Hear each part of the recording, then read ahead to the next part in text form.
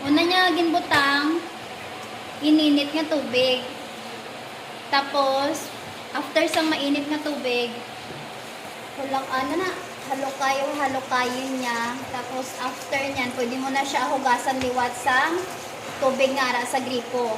Tapos, after naman siya nga mag-ano sa tubig nga gripo. No! Clorox! Ayan, nag-istorbo. Nag-istorbo ang bata sa amo na amo. Ano na siya guys, o gibutangan niya na sa tubig nga halin sa puset. Tapos after niyan, mga pila naman ka, ano te? Kahugas ng tubig nga halin sa puset. Hina! Hamam! Tapos after niyan, pila mga 7? 7 ka tubig nga... Pumuti.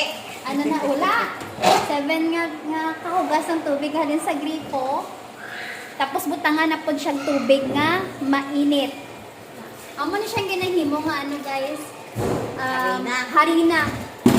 Diba? May atin ni sa aton, galing Pero wala kasi nakakita sa Pilipinas. Hindi, mayroon na sa atin sa bundok. Oo. Parang yung ang puno niya, yung parang panbalahaw.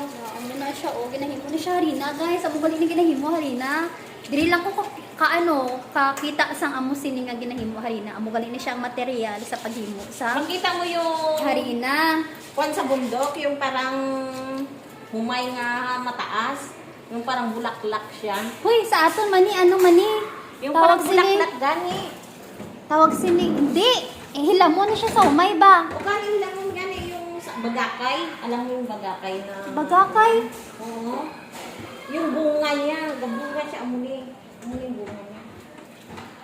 Yung matigas balahaw, kinakaon sa kambing. Una. Napier?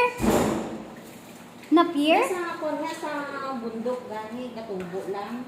Yung, di ba, kwan siya, bulaklak na siya, parang humay din. Oo. Yan, amuni. Ano na siya ginahimo nga ano guys.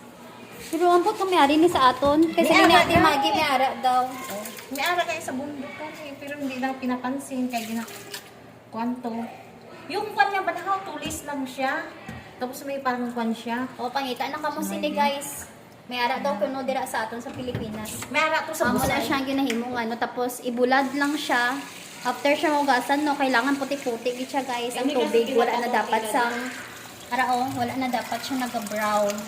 Tapos wala na sang may naga-lutaw. Kita nyo naga-brown pang tubig. So hugasan pa rin siya hugasan guys. Hasta nga magputi.